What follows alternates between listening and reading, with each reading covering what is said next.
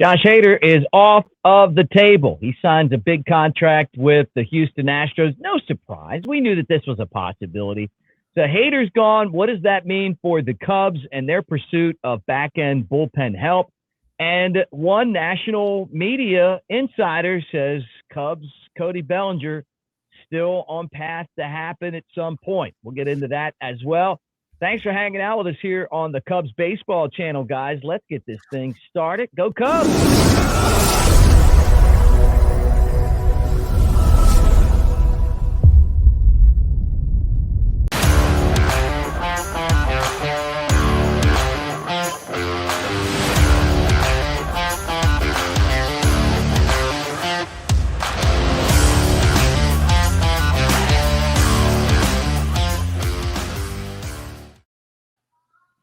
What do you say, everybody? With my main man, Chad Anderson. I'm Mick Gillispie. You know him as the Catfish.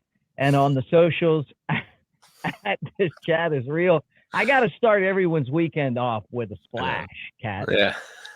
I'm always waiting for like the first time that I meet some of our viewers or, followers, listeners, whatever you want to call everybody, for somebody to call me Catfish. I'm like waiting for that first moment where somebody's going to do it. Because that actually started with my dad, but it's a fun little ride we got. Yeah, no, your dad was the hot hand that night, winning all the money at the casino, and he decided to call everybody Catfish, and ever since then, you know what? I'm with it. I love that nickname. All right, look, Cat. We'll just call you Cat for short. Let's talk about the Cubs. All right. And the fact that one guy that we heard rumblings, maybe that they would go after Josh Hader. I didn't think it was realistic, them spending $100 million or around that for a closer, but it happened. The Astros are the team that took the bait, and they have Josh Hader. This is from his days in Milwaukee. He's been with the Padres. When he's on, he's as good as it gets. But that's a lot of money for a reliever. It is one of the elite relievers and closers in Major League Baseball, but still a lot of money. I didn't actually look at this before we jumped on the show, but it just kind of makes me wonder, did Aroldis Chapman ever come near this kind of money? Like, was he ever $20 million a year? Because he was like kind of the most dominant recent person. And maybe I'm just thinking that because of the lefty and whatnot, but Kenley Jansen too with the Dodgers during his run. Quite amazing too, if you think of Hader's career. Remember, he went from being almost canceled to now just shy of $100 million contract, $19 million a year. So, kudos to him. Astros, again, we've talked about him a couple of months ago. We talked about a lot of times how as Cubs fans are kind of jealous of a franchise like the Astros just because of the consistency they've had and making the World Series and being in the ALCS and whatnot. And that's what they've done. So huge piece for them, and unfortunate for the Cubs, but I'll still take Alzolay and his contract and setup right now versus spending $95 million here. Yeah, I think that Chapman got 5 years, $86 million from the Yankees. So in that neighborhood, right? But that's also the Yankees who always overpay. Mm-hmm. This is the Astros paying $95 million. So if the Yankees needed a closer, what would they have paid Hader? If they were in the mix. But yeah, I get the point though. Yeah, I mean, but I see what you're saying. I mean, you're talking about elite closers. Some of us felt like maybe because, and it was never rumored that the Cubs were interested in Josh Hader. Right. Would they have loved to have him? Yeah, but I mean, not at $100 million when you need starting pitching. You need obviously more than one guy in the bullpen. You're trying to sign Cody Bellinger, maybe another position player. We'll find out. But just looking at this contract, he's paid to be an elite closer. And that kind of takes him off the table for everyone else. And you're right. I mean, I've talked about the Astros being that team that I look at and wonder what could have been with the Cubs with better luck, with better management, Maybe if the players would have been a little more focused after the 2016 World Series, I don't know. I mean, I'm just telling you, the Astros and the Cubs kind of came up at the same time. They were tanking at the same time, building at the same time, and somehow they've maintained consistency where they've won a couple of World Series. And I know they cheated in 2017, and no one's ever going to take that away, right? I mean, they can't ever walk that back. But then they ended up getting back a few times. They won another one, and they're going to be in contention this year. And they're looking across the state of Texas at the Rangers, the World Series champs, and they're going, you know what? We're bringing this guy in because we can't lose our state, which is crazy to think that Texas is right now dominating in the state of baseball, because for years they were definitely second fiddle. But, yeah, you know, so I've always felt like the Cubs could have been this franchise. They're not. And Jed Hoyer and his front office are working hard right now to try to get them to that point. And we'll see what happens. But Adbert Alzolay is the Cubs closer. He was excellent last year. Then obviously had the arm issues. You don't have Michael Fulmer in the bullpen anymore. He's another guy that dealt with injuries. Relievers these days are going to deal with injuries because they pitch so much and so long because of the fact that the starters aren't throwing very many innings. Mm-hmm. Yeah, I mean, when did that kind of start? You know, thinking about that, like, it hasn't been that long ago, right? Where starters just kind of became the whole like third time through the order is when you start. It used to be the 100 pitches, right? Like that was always the telltale. And now it's been more the 2 times through the order. And then that third time through, we start watching it. And I don't know how much I agree with it. I mean, I get it. And there's all the analytics and whatnot, but that hasn't been happening for too long. But I mean, look at the Tampa Bay Rays. I mean, they would get to where they start a reliever and have them go 1 or 2 innings, right? And then an opener, run the bullpen. Yeah. It's honestly, it's not good for the game. Just the enjoyment of watching the game. Part of it was always the starting pitching matchup. Mm-hmm. And I guess that's why I have been such a critic of analytics, because it just, to me, it messes up what makes the game fun. Part of that is having Greg Maddux against Roger Clemens, or, you know, having a great pitching matchup. And I don't feel like we had some great pitching matchups at times last year. And what was it? It was Justin Steele and somebody else for the Brewers. Maybe it was Woodruff. They pitched like 9 innings, and everybody was like, oh my God, 2 starters pitched like 8 or 9 innings. And it was like, you know, maybe they both pitched a complete game. I don't know. Somebody in the comment section is going to tell me this. But it was like the only time that it happened, you know, all year, maybe like a handful of times, right? That's a shame, because you need to think about the great Cubs teams, and you talk about Fergie Jenkins in '69 and what he did back then. Billy Williams telling me, I loved it when Fergie pitched because I knew I was going to get out of the ballpark quick, you know, basically like under 2 hours. He's just throwing pitches and you know, he's going to take the game.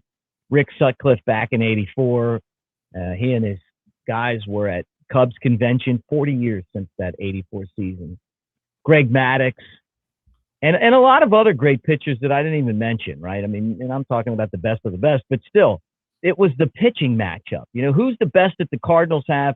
Who's the best that the Cubs have? And then once in a while, they would like align, and man, I got to see this. And then now, you know, the starters are out so fast. And we did a podcast with Tim Kistner, who was a 20-plus year scout. He was the guy behind Julio Rodriguez for the Mariners. He was with the Cubs for a while. He did a show, and you guys can watch it on the podcast. And I asked him the same thing. I'm like, what happened? And he said, it comes down to the money. You can afford to go out and pay for relievers.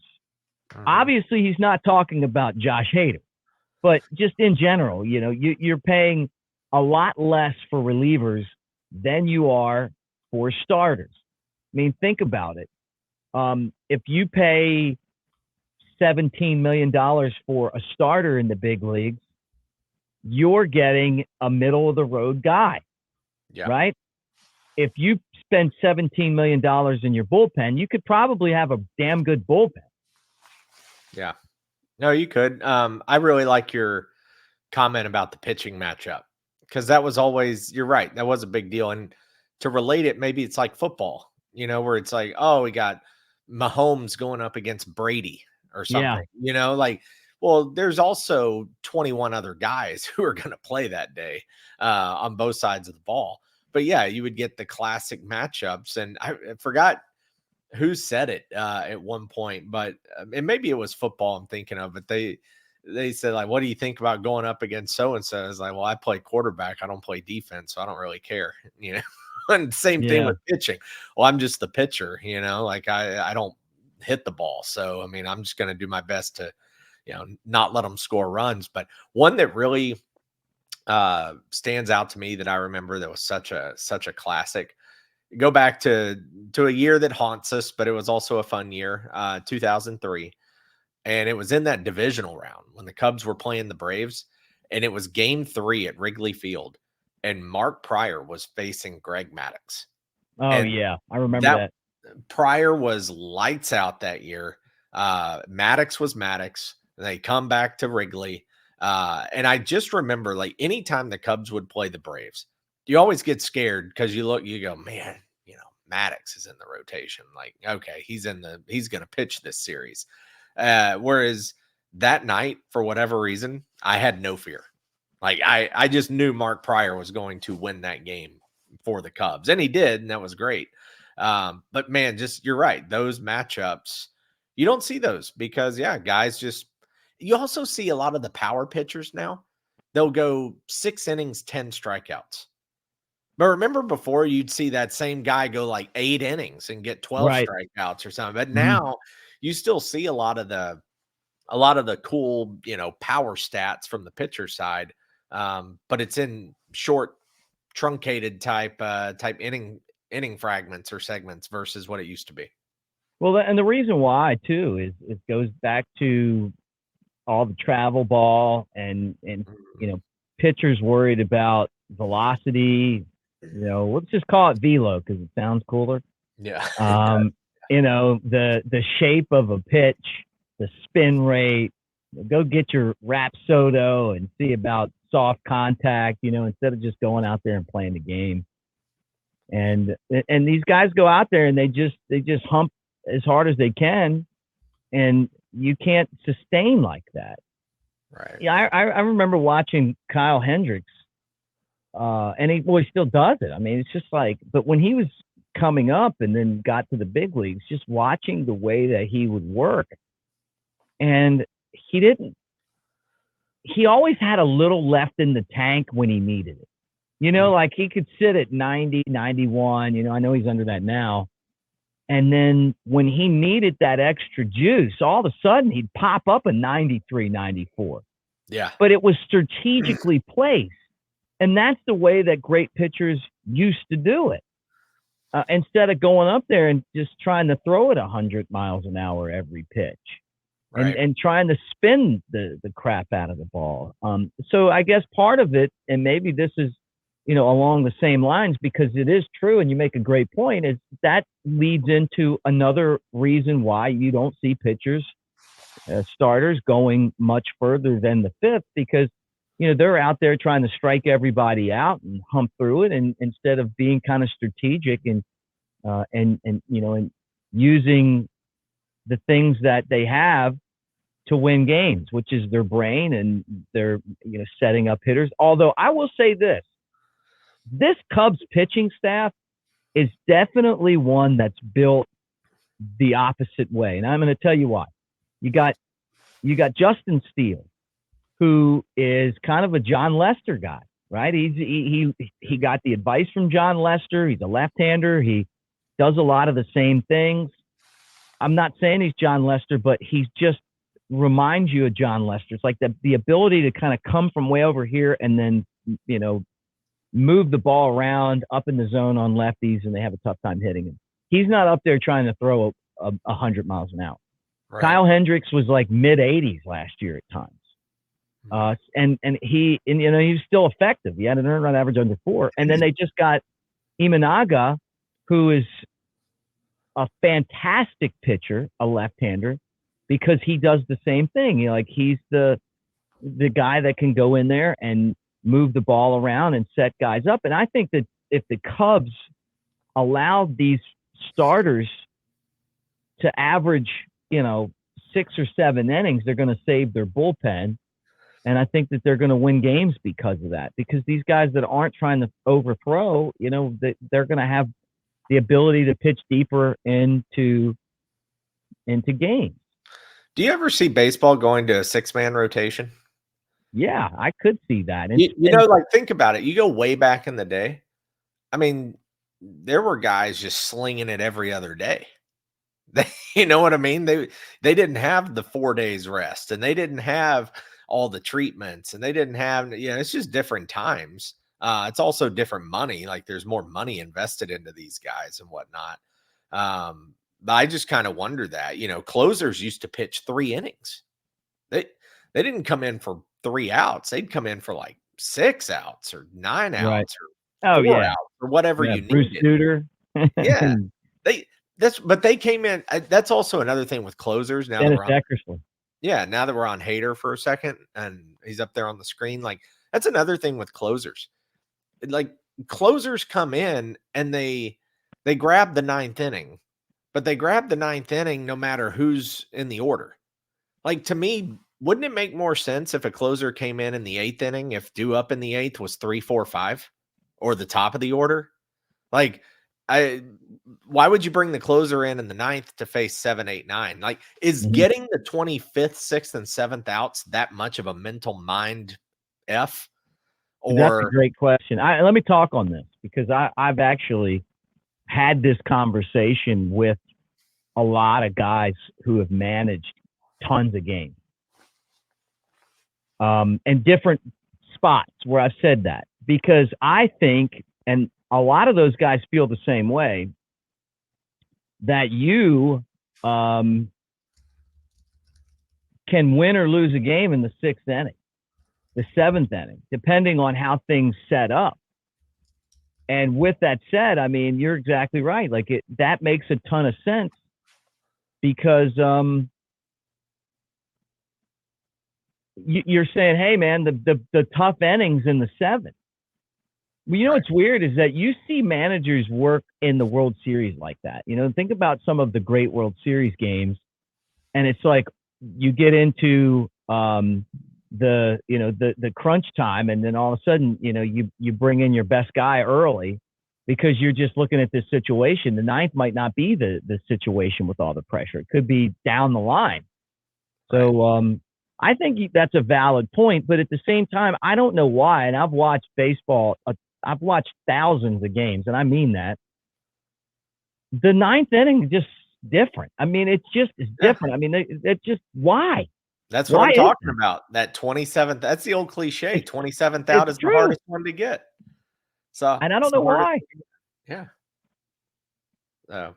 I just always kind of wondered that, like, to me, you're paying a lot of money for a guy who, yes, closes the door, but also a guy who you're relying on guaranteeing you 3 to 5 outs in a ball game. Right. So to me, use them late in the game. But that's why I kind of say, like, hey, once a 7th inning is there, it's kind of like, look, 7th, 8th, and 9th, I'd love to know analytics on that. 7th, 8th, and 9th, that's where, okay, you get to let's say you get to the 8th inning with a lead, then your odds of winning the game are 92% or something like that, depending on if it's 1 run or 4 runs, but let's just say it's within a closer's statistic of 3 runs or less. Then aren't you going, okay, we've got the lead, I just want to get to the 8th inning with it, because if we do that, then we got a 92% chance to win? I feel like this too. I mean, I don't know why we're so stuck sometimes on roles, where it's like, what about matchups, right? I think Tony La Russa, when not his White Sox days, but his Cardinals days and his A's days even more so, was an excellent manager at doing that. instead of being stuck with, hey, who cares what the situation is, who's coming up, we're going to throw this guy out there, unless you have Dennis Eckersley, and I'm not talking about Dennis Eckersley days, but let's just figure out what the best matchup is, get those guys out, and instead of having one guy collecting a bunch of saves, we're just going to win a bunch of games. But you still have to have the right pieces in the bullpen to pull that off. Mm-hmm. Some guys, just for whatever reason, are great until they're in a spot where they've got to go out there and get those last couple outs, and they can't do it. And I haven't understood that either. It's a mental thing, but it's apparent though when you watch certain pitchers. Yeah, no, it is. It's funny that we're so stuck on that, especially in a time in baseball when in the last 20 years with Billy Beane and Moneyball, when we've been so like, no, you got to go do it this way. And like how they did it in Theo and Sabermetrics and all these things. But we're still like we're talking about, we're still stuck on a closer has to be in the 9th inning. And yeah, right. I'm just surprised we, like you said, haven't gotten to that. Like, why are we not? I don't know. To me, it's if we can use a guy here in the 7th or 8th, and then the odds of winning in the 9th or this, like, why are we not using him in the 7th or 8th when the lineup is more threatening? Versus if he goes 1, 2, 3, then the 9th inning is going to be the bottom of the order or a pinch hitter or whatever. No, right. I don't know. Well, yeah, I think a good manager feels it out too. Yeah, I mean, it can't always be that. Yeah, you got to know like who's got the hot hand. Obviously there's things too, like, are you going for your 3rd day in a row? Are you pitching your 3rd day out of 4? Like that may, impact the percentages and whatnot. And matchups, like you said, hey, yeah, this is the trend, but against this team, he's, this is the worst team for him because he struggles the most against them. Or there's a lot that goes into it, but I think it's fair and comfortable to say that nobody really uses that right now as far as like moving a closer up in the game. But you see it more in the playoffs, but you don't really see it at all in the regular season. Yeah, good point. All right, let's talk about another guy who has been mentioned a lot. This time, John Morosi saying that Cody Bellinger still looks like he'll be a Cub, kind of lines up for both teams. Cody Bellinger still coming to sweet home Chicago, Chad. Do you think this is going to happen? I mean, the Cubs aren't going to pay that $250 million ransom from Scott Boras. It's obvious. No one else is either. But with that said, I think the Cubs really want him back. Fans want him back. Front office kind of gives you a vibe they want him back. And it almost feels like, to me, like we're just waiting because we're waiting instead of just getting a deal done and having this guy start to get ready for spring training. Now, anything can happen. But at some point, what your value is what your value is. And so you can make as many rhymes about, about bellying up and all of that stuff that you want if you're his agent, right? But at the end of the day, just get the deal done. I mean, I would think that if I was Cody Bellinger, I'd just want to know where I'm playing and allow my team to go and spend the time that they need to build the rest of the roster. Yeah. My gut says this one's going to happen.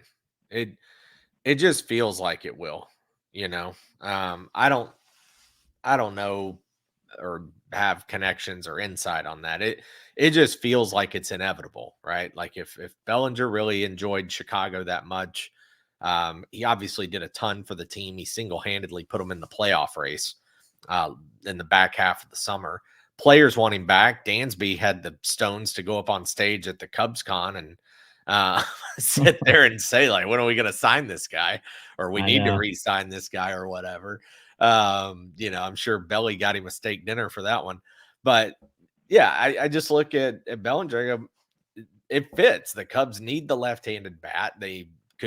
I know they got the first baseman in the trade, Michael Busch, but you also need, or you have a position available that's not anchored down with center field. I mean, you have Tauchman, you have PCA, but it's not like either of those guys have to play that position over Belly.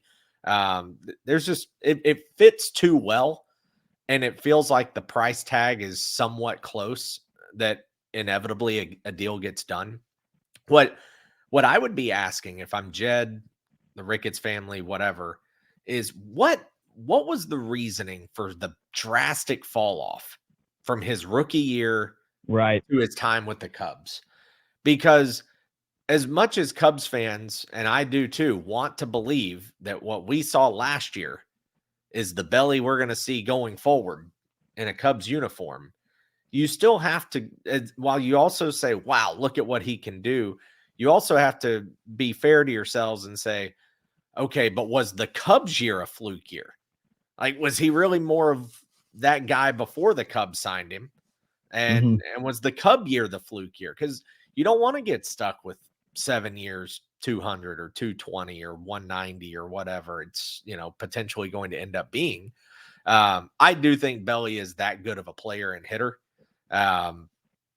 Because I think it's harder to have that your rookie year. I think people figured him out, and then he had to reset and adjust and get some new scenery. And so I think that's what happened.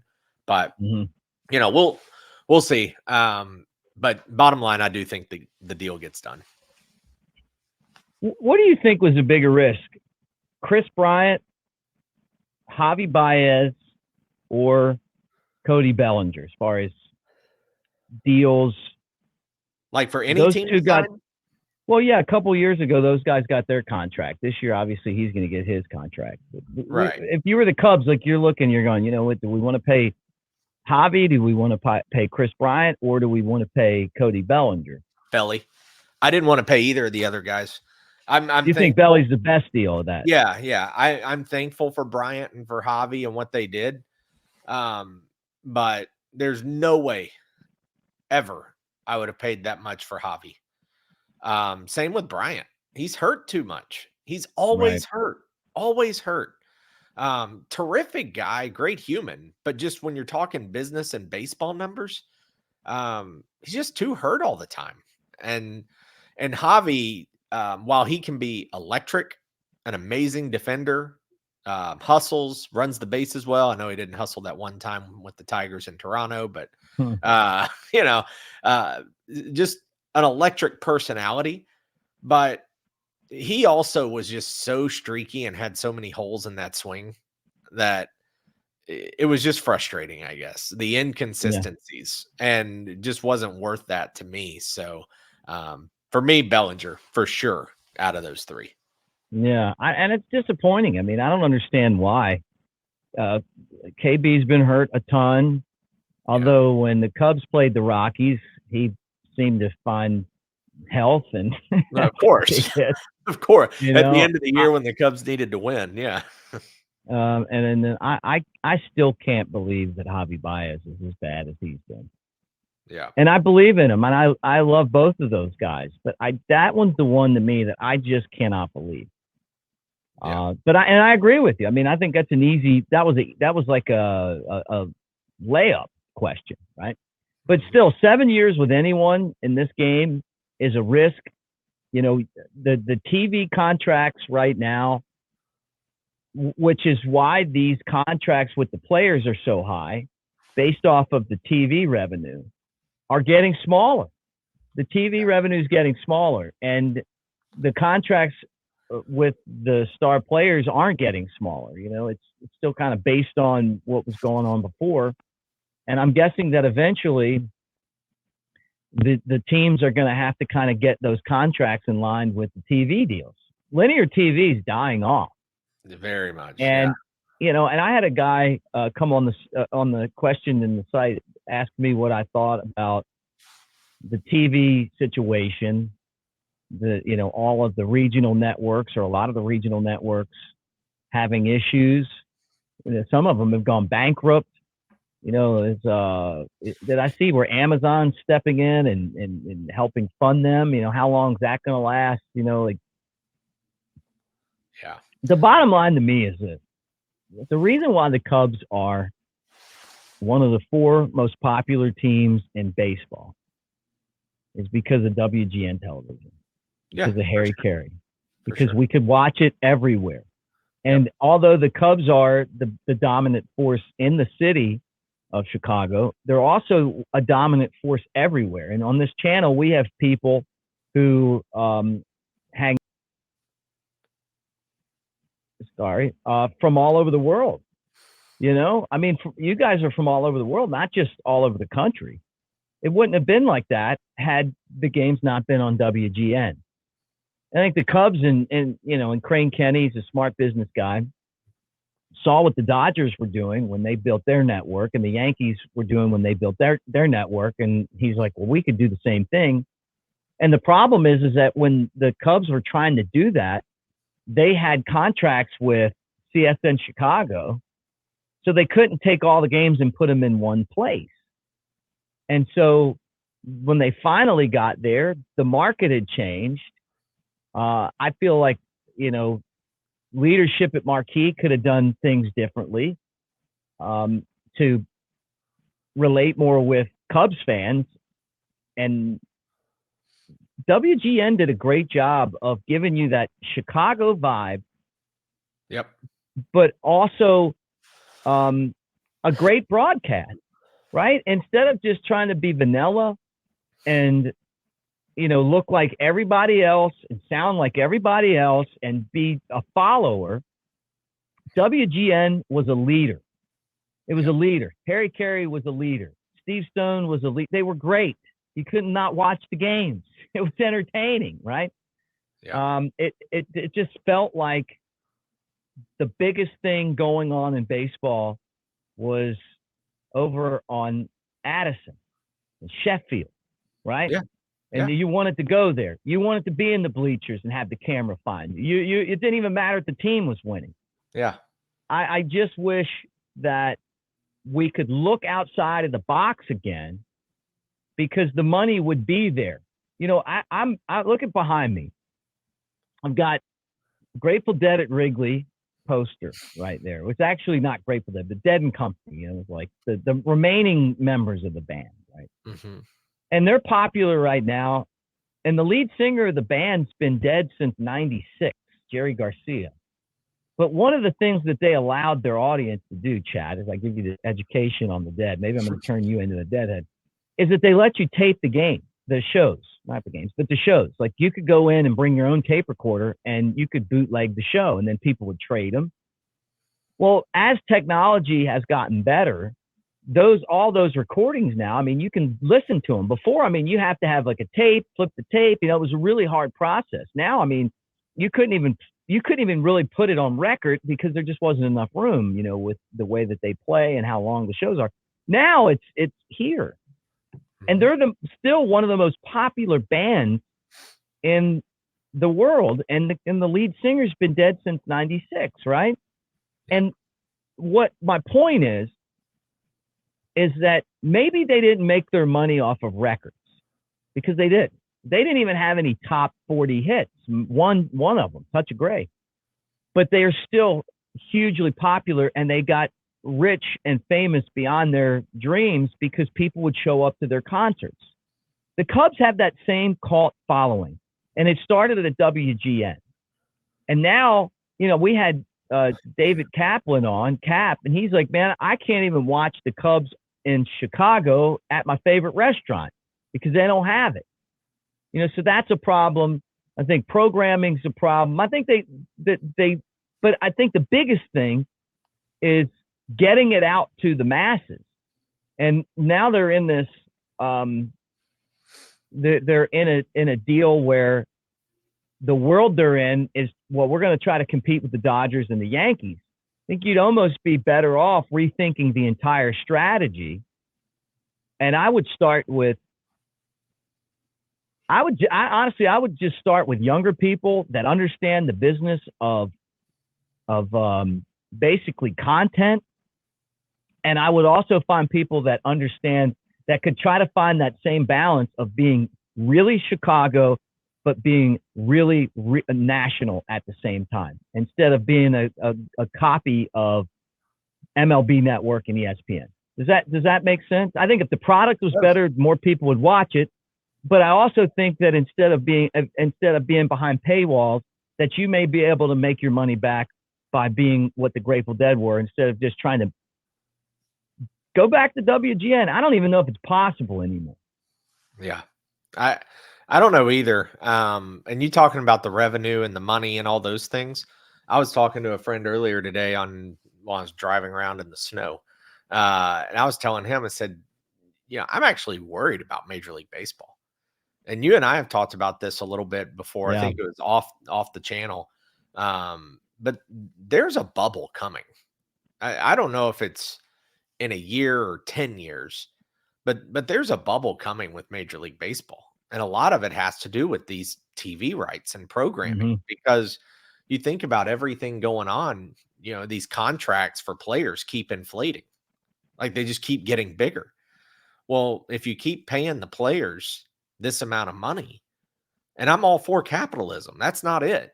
But I'm just saying, if you keep paying them this kind of money and it just keeps going, that money has to come from somewhere. Right. And so it's coming from TV rights, who are then passing their charges down to the fans. It's coming from the stadium with the tickets and the hot dogs and the merchandise and the ball caps and the jerseys but you're right. But so now you've got, Mick, I agree with you, to circle back, is you've got a lesser product, because you're right. I don't enjoy it as much as I did with WGN. So you've got a worse product being distributed at now a higher price. And then you got the blackout crap with MLB, and they can't figure that out. And you got the Padres who can't make payroll. You got TV networks filing for bankruptcy. I mean, it's, it just, I look around and I'm kind of like you. It's like, it's getting out of hand. It's getting harder. It's getting worse. And the product gets worse. And it does. Like, literally, I just love the Cubs and I love baseball. So I keep watching. But yeah, there's the guys in charge. Remember how cool Baseball Tonight used to be? I know. It used to feel like baseball. That's what I mean. Like, I don't even enjoy Baseball Tonight anymore. I mean, that's kind of the business in general, though. I mean, it really has been hijacked by politics instead of talent, And then, for the Cubs, I mean, they hired smart executives to run Marquee, but they were New Yorkers, and it just didn't work. I mean, that's the God's honest truth. You could be a brilliant musician and be great at playing, polka music, and be the best in the world. You could be the best polka player, Chad, that's ever polka'd. And in Wisconsin, you are the cat. You're the main cat, right? You're the cat's walk, man. The cat's meow. You're the cat's meow. You bring that to Chicago, people don't like polka. They want to hear rock, or you bring it to Nashville and they want to hear country. And I think that honestly is the fairest assessment that I can give. You got people that are really talented, but it could have been a lot better. And I see the comments that you guys put in the comment section, and you're constantly talking about that. How disappointed you are at Marquee, not being able to watch it, but also the programming. And look, this isn't a slight on anyone in particular. I mean, it's just, kind of the overall assessment that I've gotten from you guys. Now, you may say, hey, no, I love it, and they got some great talent there. So don't get me wrong. But the bottom line is that the Cubs are actually doing better than a lot of the teams. Like the Diamondbacks, Spangle, the Cleveland Guardians, Spangle. They changed their name from the Indians to the Guardians, and 30% of their fan base walked away, or 25%. I mean, like I've heard from people that love that team that are like, man, we're just not doing it anymore. You don't see any stories about that. And I'm not getting into the politics of it. I'm just saying, as far as like people that are viewing the games and stuff, right, that they're just not happy about it. And so, maybe it was something that they had to do. I don't know. I mean, that's out of my pay grade. But what I'm saying is, it's just the financial aspect of it. There's teams that like Cleveland's trying to trade away their best players because they don't want to pay them anymore. So it's crazy to you see this. It seems like the Dodgers are doing fine, and I know they had a lot of the same issues getting on TV stations that the Cubs have had, but they seem to have figured it out. I mean, they just paid a guy $1 billion, so I say they spent 1.2 billion, so yeah, they're doing something right. Five guys, Although, what is it? 800 million's deferred or something like that, or $1 billion's deferred. I mean, well, they're going to have to pay it one day. It's well, like that's our government. That goes back to the bubble. Yeah, that goes back to the bubble. Like at some point, you got to pay the piper, and they're kicking the can down the road. The biggest issue I have is it's well, and it's not. Well, I said that wrong. It's not the issue that I have. The biggest issue, though, that baseball has is guaranteed contracts. Well, guaranteed where you're stuck. If Cody Bellinger signs for 7 years, $250 million, and plays 3 games, you still got to pay him, right, for all those games. Yeah, that's the only sport in America that has that. I don't know enough about European soccer to tell you if they do that or not, but I know here in the NFL, they don't do it. Hockey, they don't do it. They don't do it anywhere but baseball, and that's because baseball's union is so strong. And that's what makes it such a risk, and it's not fair to the fans. I mean, you're paying $20 for a damn beer at a game now, or $15. It's like, what happened to being able to take the family out, and just enjoy the game itself? And that's why I think you're worried about the game. You're pricing yourself out of existence with the common person. That's what I said today to my buddy. I said, the problem is the average fan is only going to be able to go now to a few games a year. They're not going to have season tickets anymore. They're not going to go to every weekend game. They're not going to go to they just can't. They just can't afford it. And you're going to be in that spot where it's going to be all corporations and corporate ticket sales and corporate this and corporate that. And then, you're going to lose a lot of it. And that's going to be the problem. And then there's also no salary cap. And I get it. You have the luxury tax implications, and that was kind of put in place, but it's the guaranteed contracts are a huge piece. Like you said, I mean, think of one that always sticks out to me just because my buddy that I was talking to today is a big Braves fan. So I always think of Mike Hampton, and what the Braves paid him, and what did he end up pitching one season for him? Like half of the season. And Albert Bell with Baltimore.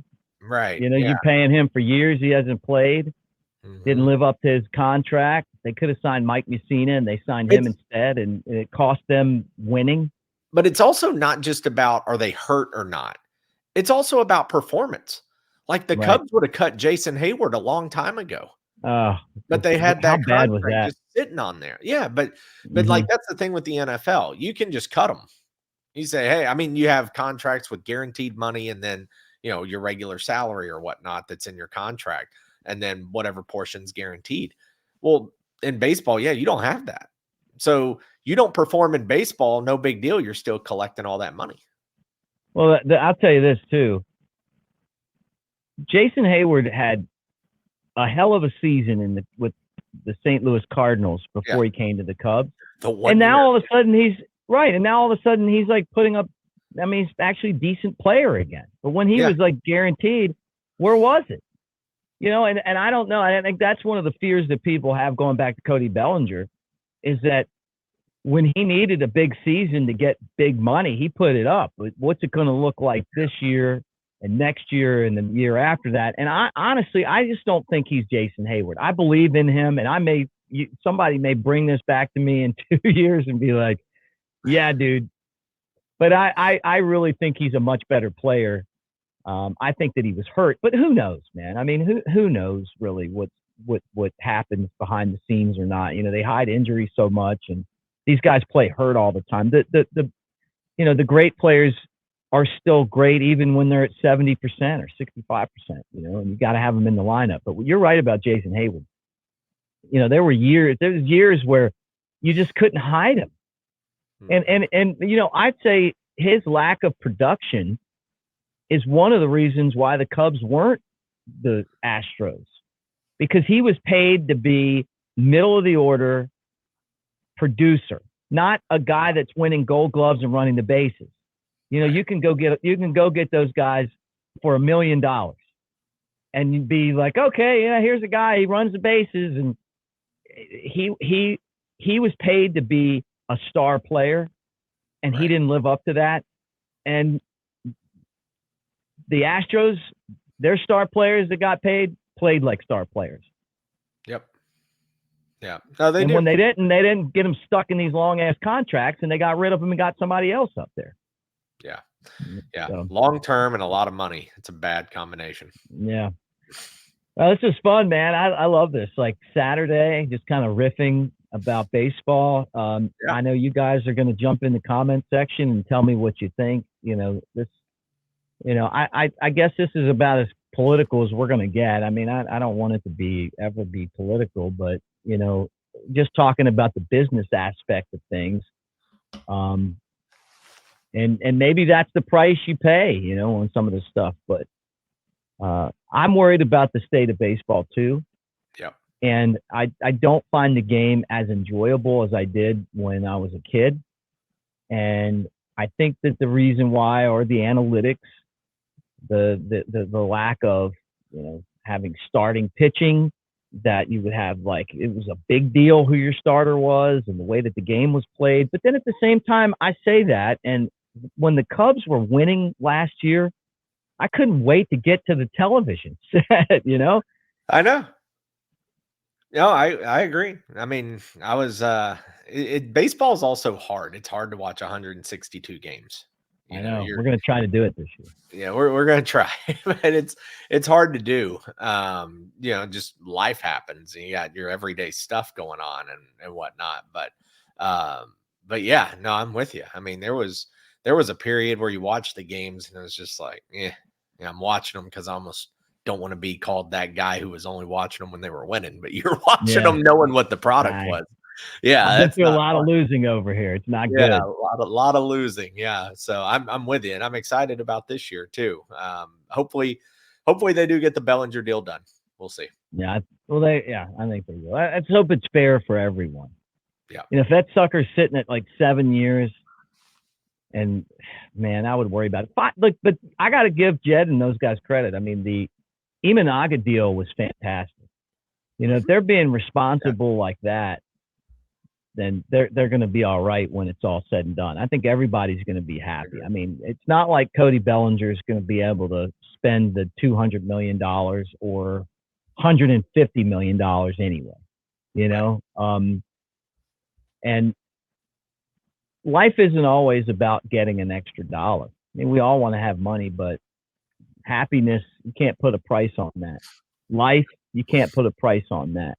No. Living somewhere that people want you to be there and appreciate you, you can't put a price on that. And I think he got a pretty good taste of what a great city Chicago is last year. Yeah. And Cubs fans embraced him like they did, Andre Dawson. So it'll be cool to see if he was able to kind of put together some years like the Hawk. All right, Chad, that was fun, man. Definitely get you back on the show some more moving forward. But why don't you do us a solid here and tell us about this guy? I haven't heard of him before. Chadwick Anderson. Is he your brother? The snob version, the snob personality. I hate that name, by the way. You guys can make fun of it. It's fine. I don't care. New website, chadwickanderson.com, chad@chadwickanderson.com. If you want to email me, scan the QR code. We hook up all the viewers with free appraisal and lender credit at closing. If you want to use us for purchasing a home, cash out refinance, all those things. We've saved a lot of people a lot of money recently. $400 for one family, $600 another, $3,300 a month for another family. Helped a veteran qualify. 2 other people told him no. Got another person in a house in 2 weeks because somebody else screwed something up. So like I said, we're pretty straightforward and normal, and just more here to help and enjoy chatting with people and kind of just being a part of your journey. So if you reach out, like I said, any of the socials below or on my website or email or scan the QR code. Awesome. All right, guys, that's Chad. And don't forget that we're also brought to you by the Tennessee Smokies team store, smokiesbaseball.com. You can go there /store, just go to the website, but they've got all kind of great stuff. Cubs gear, They've got Smokies championship gear. They won their first championship 45 years. If you collect cards, if you like autographs, Pete Crow Armstrong, Owen Casey, some of the great Cubs future stars have stopped by there and have done some signings. They got all kind of stuff. So check it out for yourself online at smokiesbaseball.com/store. Thanks for hanging out. Get in the comment section. Let us know what you think. Let's continue the conversation there. You guys are the best, and we will talk to you soon.